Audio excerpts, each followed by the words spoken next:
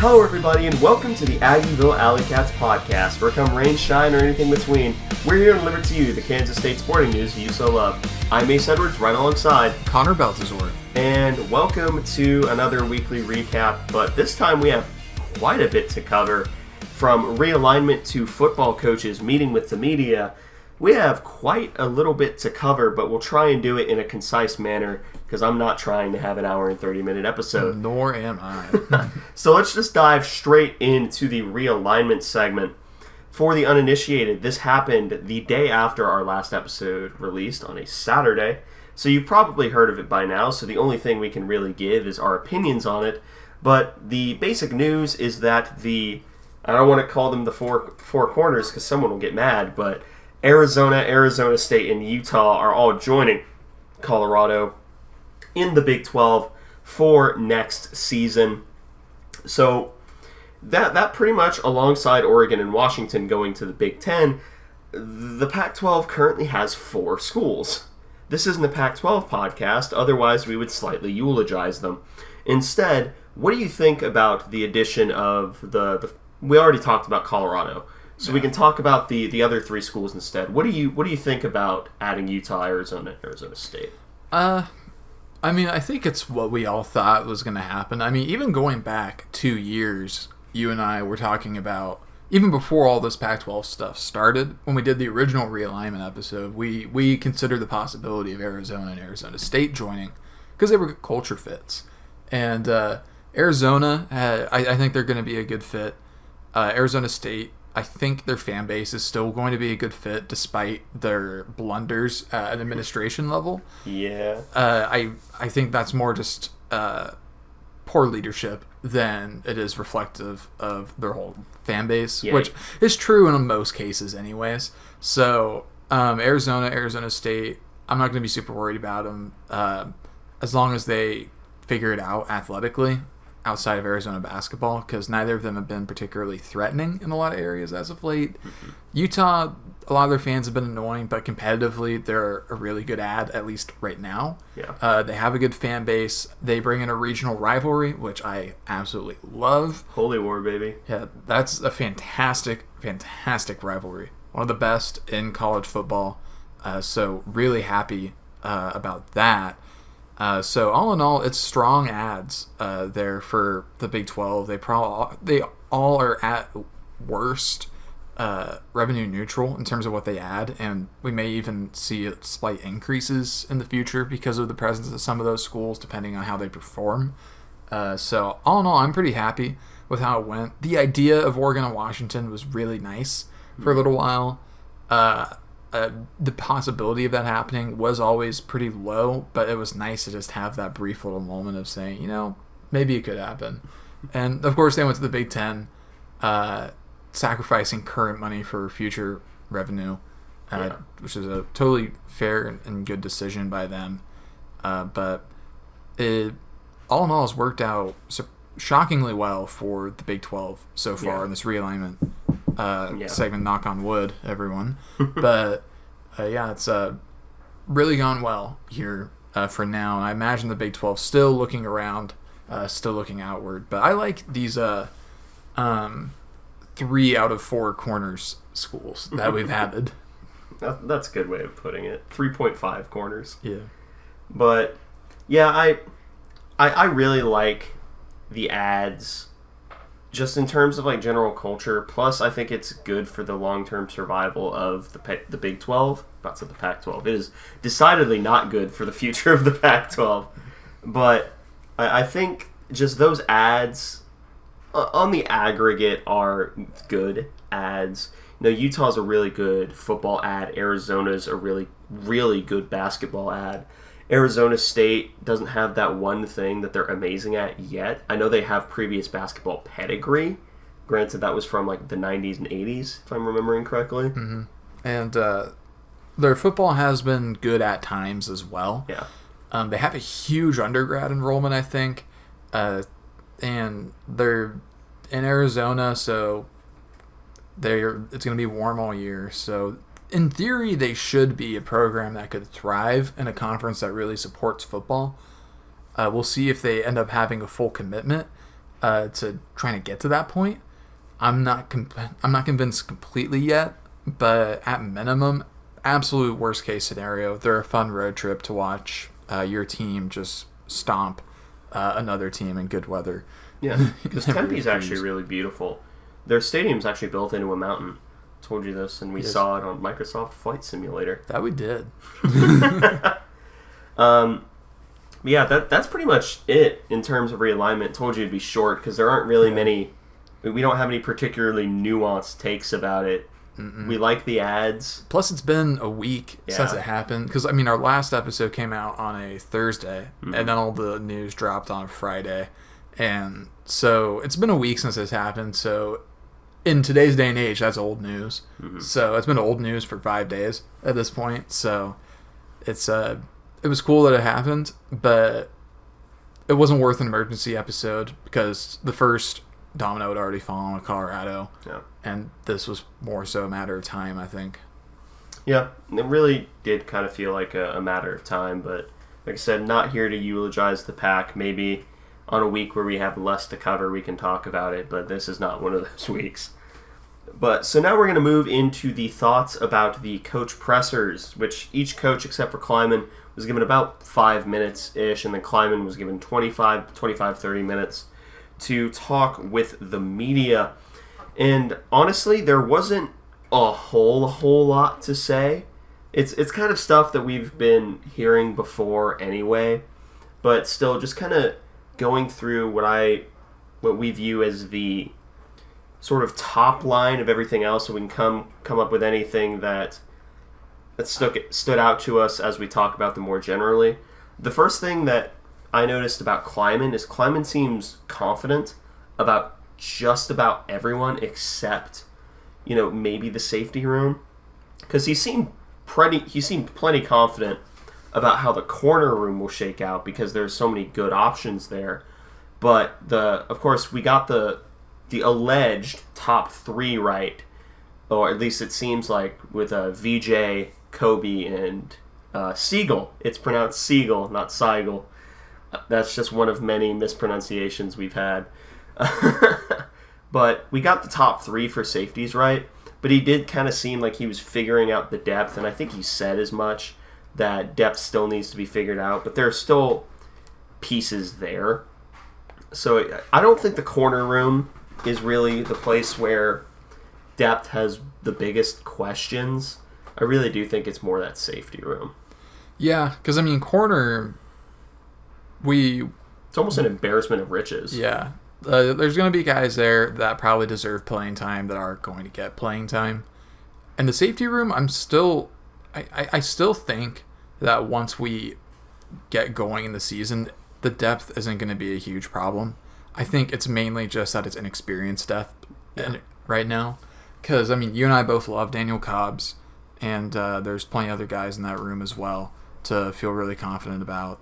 It's just going to take, who are the next one or two guys that are going to step up, pretty much. And, we'll probably see some Jordan Wright at times at safety. It sounds like you mentioned Jordan Wright is moving around a lot. He came here as a corner, but it sounds like he's pretty versatile, which we know that Kleiman loves a versatile defensive back. He's moved plenty of corners to safety, such as Colby McAllister.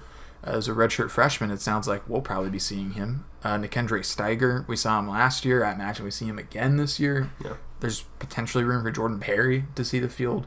There's a lot of guys that you can look at and see making their way onto the field, especially early in the season when we're really feeling out the depth.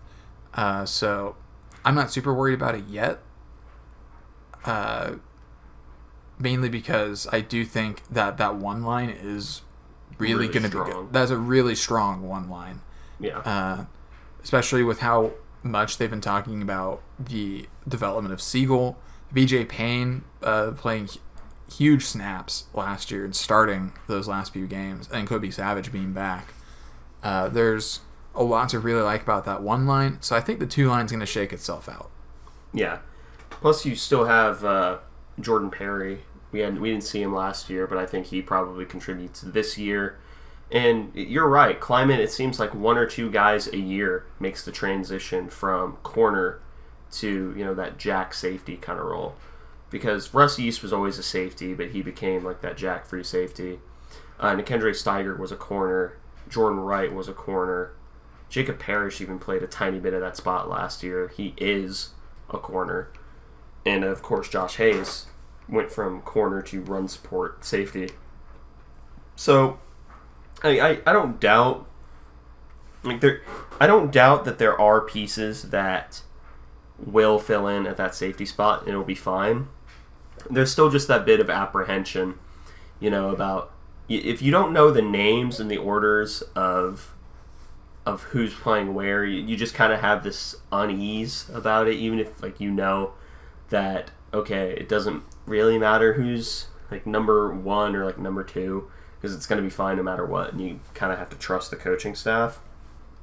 But yeah, the other thing that he noticed was actually nose tackle was a position of strength and depth, which I can't say that I truly expected him to say that, because, technically being 3 deep on nose tackle is about what you'd want, because you only really have one nose tackle on the field at a time. Yeah. But I don't know, there's just something that feels weird about having a through line of 3 people being deep.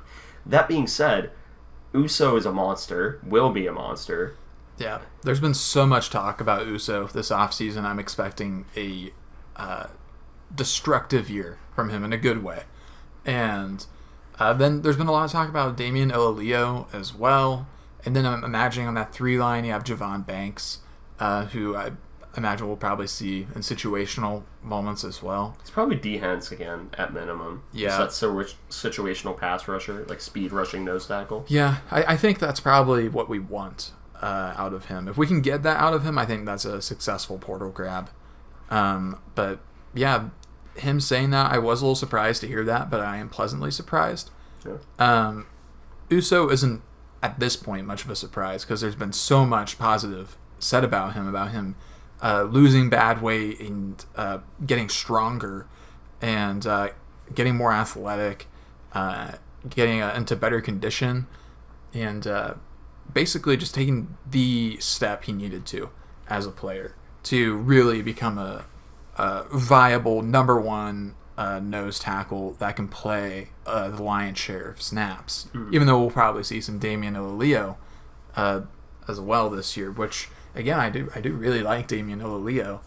I just didn't expect him, I think, to be ready this quick. Mm-hmm. He's a little ahead of schedule for me, but that's not a bad thing at all. Yeah, no. You definitely take quick development over, slower development any day, even if it's unexpected. As long as it's positive development, I should say. The last thing that Kleiman said that really kind of stuck out to me, that doesn't sort of step on the toes of the other press conferences, and that we're not going to mention later, but he also mentioned that there were about 6 or 7 receivers that they were consistently working through that he said legitimately could get snaps. And of course, you have your top 3/4 that we discussed of Keegan Johnson, Phillip Brooks, RJ Garcia, and Jaden Jackson. It really does kind of leave questions for who the other 3 are. The way he said it doesn't seem like Sterling is in on that much. He still needs another year. See, I kind of got the opposite from him. Really? The way he said it, it really sounded like to me he said that he was in the mix, which was surprising to me. But to me, it felt like he said that Sterling was in the mix. Now, I could have totally misheard it, because you're getting a completely different interpretation than I did. But if Sterling was in the mix, I'm just going to choose not to doubt it. I'm just going to wait for Allocate to prove that they aren't an elite K-State wide receiver. So, because for now, they've all been, incredible. And even though Sterling's recruiting profile wasn't fantastic, there wasn't a ton there on the film, Tyler Lockett was a super late bloomer in terms of his athleticism. That really came along once he got to campus. So TBD on that, I guess. But I'm very intrigued by him bringing up Sterling. Kind of out of nowhere, it felt like. Yeah. Well, he was asked about him. Oh, he was? Yeah. Okay, so it wasn't out of nowhere. But he did still kind of put him in, it sounded like to me, the group that's kind of getting a little bit more run, which I felt like, honestly, to me, I was expecting probably 2 more years of waiting for Sterling. But if he's more ready right now, if he's developed from a speed standpoint, that could really be something to look out for. I don't think we'll see a ton of him this year regardless, but he could be a garbage time guy and a situational guy as well if we think we have a matchup we like with him. But no, I was definitely a little surprised to hear him brought up with the higher names on the wide receiver depth chart, but pleasantly surprised. Yeah. Also, apologies if 2 minutes ago you heard me snap my own neck. Yeah, that was very impressive. I wasn't going to say anything about it, but you paused for a second. It was one of the best neck pops I've ever heard in my entire life. I feel like that's the second time on an episode that I've died snapping, popping my neck. Yeah, you've got some good neck. I can't really do that as well. So that's because I have terrible posture. Oh. The air in my neck is begging to be freed. I see. So, all right, then maybe I guess I'm happy I don't have it then. But yeah, that was kind of what I took from, or what we took from the Kleiman presser. Moving on to Brian Anderson, the rest of them aren't in any particular order. Brian Anderson really likes the depth and the top 2 guys of Trayshawn Ward and DJ Giddens. And even Anthony Frias got a little bit of a mention, which is, it's good to hear that Tony Frias was mentioned. And, we'll sort of talk about what that means for a true freshman like Joe Jackson, what it means for Joe Jackson later. But I don't know why I was trying to be evasive about, like there was another true freshman scholarship running back. But is there anything else that immediately comes to mind about Brian? Oh, other than do you want to talk about his answer about Deuce? You go ahead and talk about that. Because his answer about Deuce really made me laugh, because he said, the first question he was asked is so what's life, how do you feel now that Deuce is gone? He's like, I feel great. And I just kind of, my brain sensed the funny and stopped listening for the next 5 seconds, where he elaborated that, it's great because he's still used teaching tape for him, but he gets the opportunity to see other people have an opportunity to grow and be that guy. But still, you got to admit that for especially if your brain turns off whenever you hear something funny, you just hear, what do you think about Deuce leaving? Oh, it's awesome. Yeah, not what you expect initially. But no, yeah, it was interesting that he brought up Frias, because we had not really heard much of anything about him for a while. No. The last time we saw him was when he had that carry against Mizzou last year and then fumbled, and we did not see him after that, I don't think. No, we didn't. I think Shippers became the garbage time back at that point.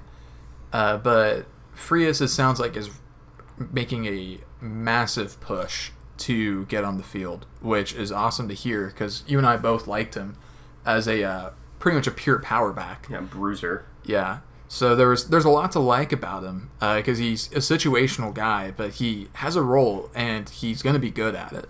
And so if he can get on the field and have productive snaps for K-State, then I think that's great.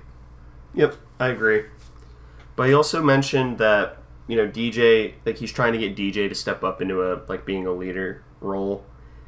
And that on the first, it was straight up day one that no one could tackle DJ in practice, which, yeah, it's good to hear. That kind of sounds honestly right, I think, with how his career progressed, because there were rumors about him pretty early. If you put your ear to the ground, people were talking about DJ for a while, but it was over a year until he saw the field, which some of that is probably just the adjustment to D1 football. It's hard to play as a true freshman at any position, so he had to learn a lot. Plus, he was behind Deuce as well, so that unenviable position. Yeah, does not make it much easier. But yeah, it's a DJ trying to get him to step up into a leadership position. He seems like a pretty quiet guy. I imagine he's always going to be a lead by example sort of guy. Never seen him smile in my life. Yeah, maybe he's happy underneath, but we may never know.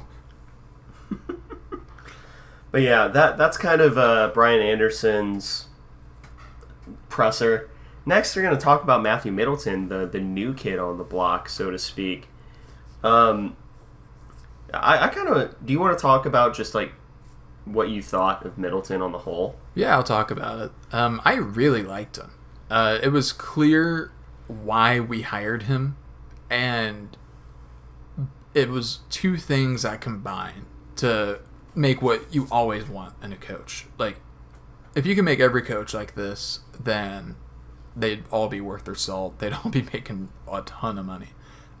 Because Matthew Middleton, he's clearly a really great teacher of the position, and he's also someone who has a natural energy about him. He has a charisma, but it's not like a Jerome Tang charisma where he's very outward with it and it's very obvious. It's just it's a very understated charisma, which is kind of interesting and very difficult to put off, I think. But you can tell by the way he talks, he's very passionate about what he's doing, and he really likes his group, and that he's been enjoying learning the wide receiver room and getting to know them. But I really liked Matthew Middleton, and just that 5-minute presser with him, it make a ton of sense why he was brought on to join K-State. And hopefully he can be, knock on wood, the first receivers coach to spend more than a year at that position since, like... Mess. Spent 2 years there as receivers coach in OC.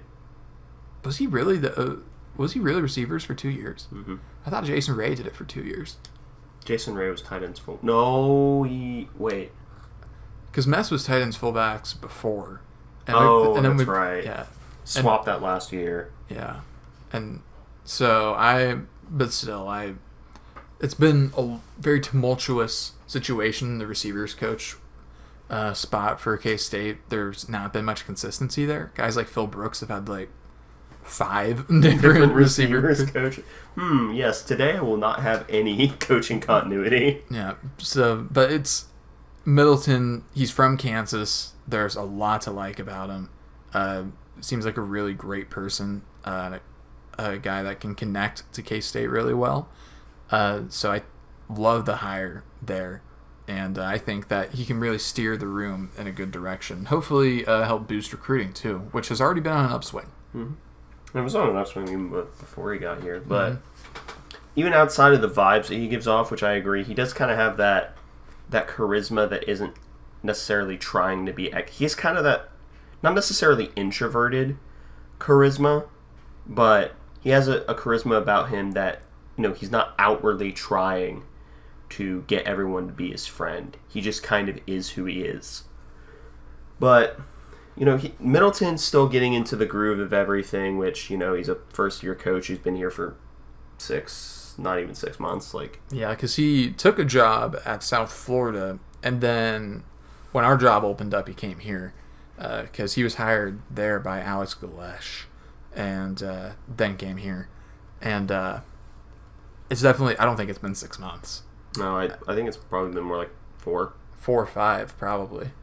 I can't remember exactly how long, but he has not been here for a long time. Yeah. But he's still getting into the groove of everything, but the number one thing that he noticed about the receiver room is the work ethic within the group. He especially pointed out, Keegan Johnson being really good, and then RJ always being willing to learn, which, that sounds about right. But... Of all of them, I feel like Middleton was probably the one that you could glean the second least from. And I think that's because he's still trying to figure everything out as well. Because he's probably still trying to figure out, okay, these kids can work really hard. Which coaching style is, best for the majority of them? Because there are some coaches who will change their coaching style according to what they have. I'm not sure if Middleton's like that. I've never met him. But... it's still something to consider. But the fact that he liked the depth, he liked the work ethic, he that's good. Yeah. But Matthew Middleton, like I said, really like the guy, really hopeful for what he can do, especially because he got hired by such generally bright offensive minds as he did. Brian LePack is Brian LePack. Like, there's not much to say there. He seems like he's the most spoken person out of every single room that he walks into. And I'll let you kind of voice your comments about what you think about Brian LePack in a general sense, because you, watching the interview, what was the first thing that you said after the interview was done? That he really seemed less like a coach and more like a teacher. Mm-hmm. That's kind of what I got from Brian LePack, which he said something about like him and Ben Simmons' relationship being more like a partnership. Mm-hmm. But truly, the way his coaching style truly felt more like he was like less about being a rah-rah coach, and truly it was like an educational thing for him. It was teaching people how to do something that he's passionate about, which at its core is what coaching is supposed to be. But I think he really embodies that to a higher degree than most coaches, which was surprising, but it makes sense because he kind of worked his way, or he's been working his way through the staff. I think he's super intelligent from what I can tell. I think he's going to be an offensive coordinator pretty soon. I think he's going to be a head coach probably in the next 10 years. That was the second thing you said, and I'd never thought about it at all until you said it. And then I wholeheartedly agree with you, because he already talks like he's a head coach. Yeah, he has a very quiet assuredness. I won't even say confidence, because I don't even want to put off the potential of me saying that I think he has like an arrogance about him, because not at all. He is very like matter of fact, very straightforward, and just assumes that the people he's talking to like are like as intelligent as he is. Mm-hmm. Like, and you can tell that he has future head coach written all over him, just because he is really good at interpreting questions, mm-hmm. Asking clarifying questions. Like at some point, someone asked about the relationship between Benson and Will. And he was Will Howard. And he was like, "Do you mean Will Howard?" Because there's a Will Swanson in the tight end room. And he just got done talking about him. Yeah. So he knows when to clarify. He is a very, like you said, very, very, very well spoken. There's a lot to like about Brian LePack. I hope he stays at K-State for a while. I'm not confident he will, because I think he's probably going to end up being an offensive coordinator for a lower level Power 5 here in the not so distant future. The best thing we can hope for is to keep him around at K-State would require another coach leaving, I think, which would not be a fun situation either. No. But he seems like a brilliant offensive mind. I think there's probably a reason that if you look at the shots of Colin Klein in the coordinator booth, that Brian LePack is sitting right next to him. Mm-hmm. And I think it's probably because they have very similar levels of creativity when it comes to calling offenses. Yeah, I agree. But even outside of LePack himself, this is probably the one I gleamed the least from. Ben Sinnott's good. Will Swanson's going to be the backup. The only really interesting insight was the story about Andrew Metzger, about how his spot, like when K-State offers someone, it's a committable offer. They were just waiting for a spot to come open for Andrew Metzger, and then called him, and then Andrew Metzger committed. Yeah, because the first spot was for Will Ancio. Yeah, because he'd already committed. I think by the time they had contacted Metzger, it seemed like. Yeah, and so I thought that was interesting, because the Metzger recruitment, publicly facing, was really fast. Yeah, it did not last long, but in truth, in the background, it had been going on for probably like 7 or 8 months. Mm-hmm. It sounded like, kind of off and on, and then it all just kind of came together quickly there at the end. So it's just an interesting perspective to have, because we look at it as fans, and I'm assuming most of the people listening do as well, as, oh, he got the offer and then he committed like 2 weeks later. Wow, that was really fast. But it was not that simple, mm-hmm. because they had to wait to see if they had a spot open.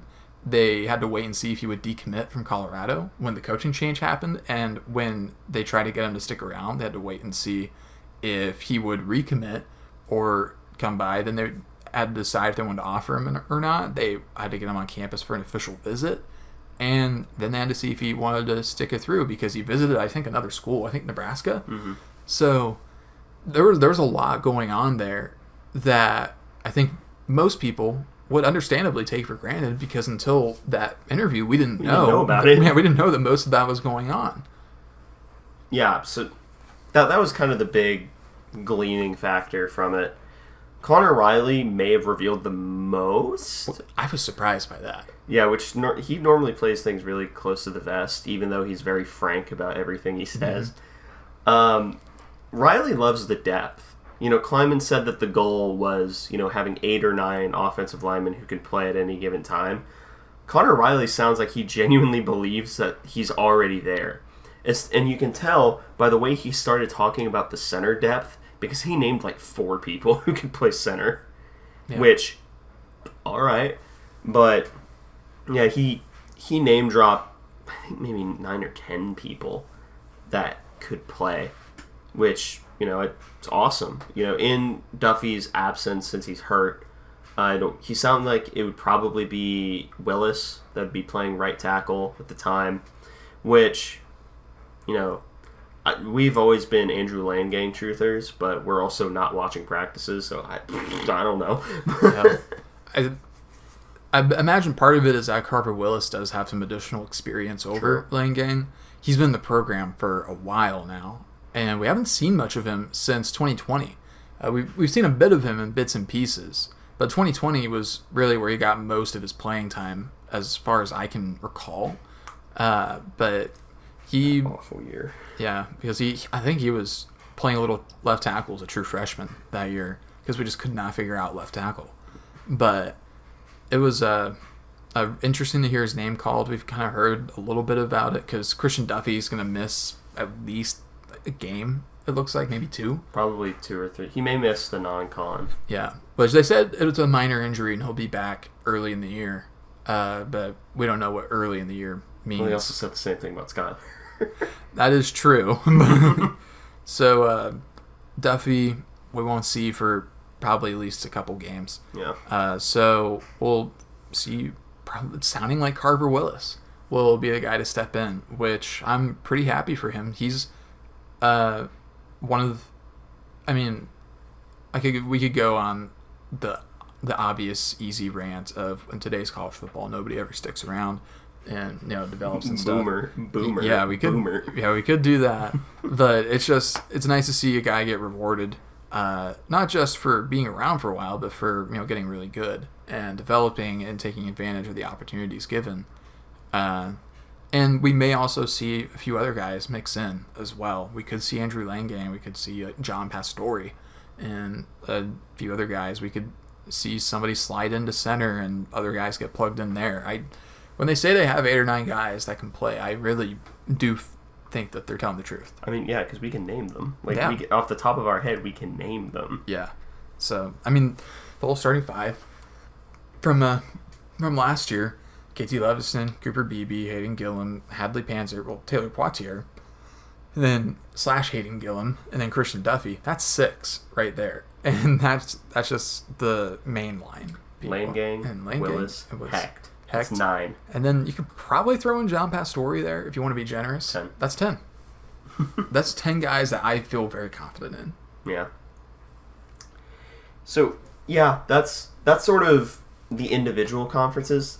There were 2 really big winners in terms of who was getting name dropped. That's Sam Hecht and Joe Jackson. Sam Hecht got name dropped last year. And an honorable mention to Michael Capria for being called the strongest person in the offensive line room by Connor Riley. Yeah, which does make sense. I've heard some rumors about that before, that he is super, super, super strong.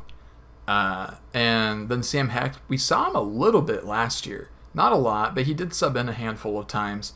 And we saw him in some garbage time as well, as an interior guy. So he was a big winner there. It's been nice to see walk-ons are still kind of getting some run in the offensive line room. Mm-hmm. And then, Joe Jackson. It's going to be tough for him to cut through the depth, especially with Frias apparently really making a big push right now. But if he's talented enough to see the field, he's going to see the field. And I believe he probably is talented enough to see the field. I do agree with you on that. I mean, I'm so happy that I managed to convert you into the...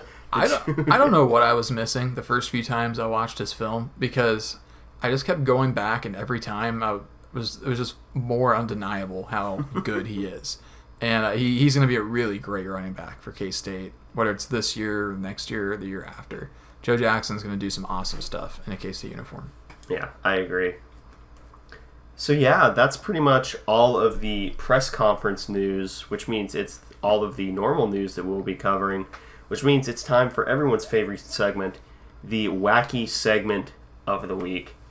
This week is if you had to pick one coach to swap sports and join another coaching staff, which coach are you choosing? That is a fantastic question. Is it for permanently or just this year? Or Permanent. Permanent. Interesting. If it was just this year, I was going to say put Jerome Tang on the women's basketball team.